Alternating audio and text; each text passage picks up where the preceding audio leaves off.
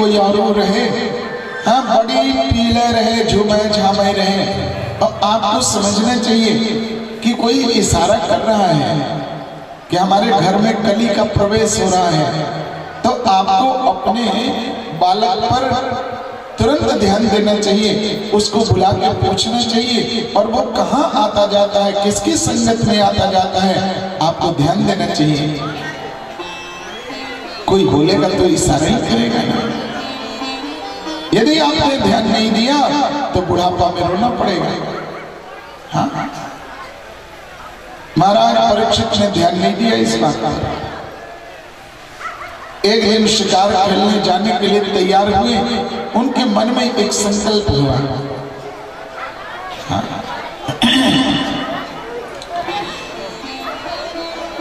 शिविर में बैठे थे, अचानक से उन्होंने देखा, क्या देखा, एक गाय और बैल, गाय गौ रूप में पृथ्वी और वृषभ रूप में, बैल के रूप में धर्म, धर्म और पृथ्वी आपस में बातचीत कर रहे हैं।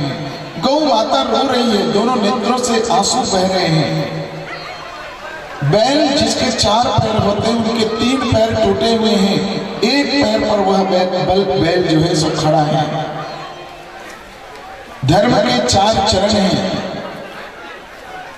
धर्म के 4 चरण हैं, सत्य है, शौच है यानी पवित्रता है ना,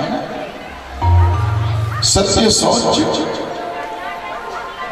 दान और दया, ये 4, दया और दान ये 4 हैं, 4 चरण हैं। केवल सत्य चरण पर धर्म खड़ा था, पवित्रता नष्ट हो चुकी है, दानशीलता नष्ट हो चुकी है, और दया भी नष्ट हो चुका है। केवल सत्य चरण पर खड़ा है वह। तो धर्म पूछते हैं पृथ्वी से, तू क्यों रो रही है? इसलिए कि मेरे 3 पैर टूट चुके हैं, या इसलिए कि प्रभु तुम्हें छोड़कर जा चुके हैं?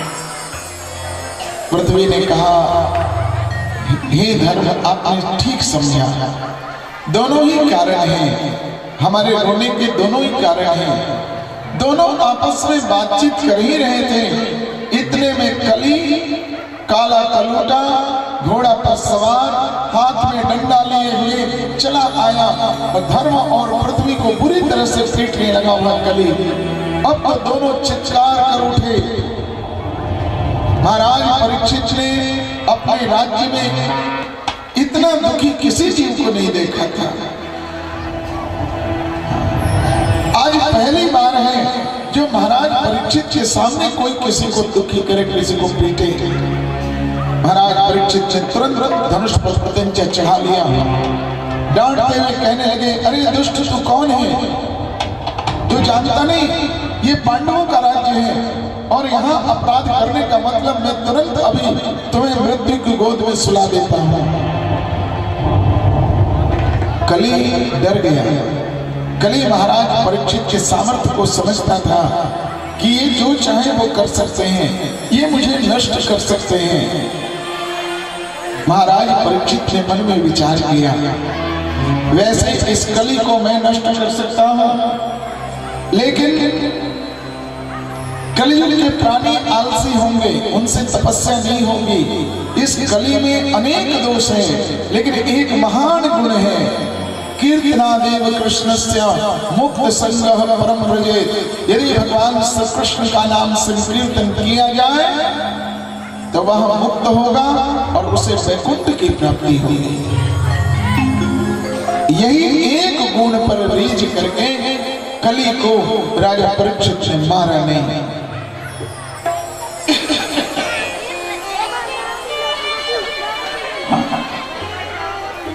कली महाराज परीक्षित के राज्य में प्रवेश कर चुका है। धर्म और पृथ्वी को बुरी तरह से पीटता हुआ वह चला आया है।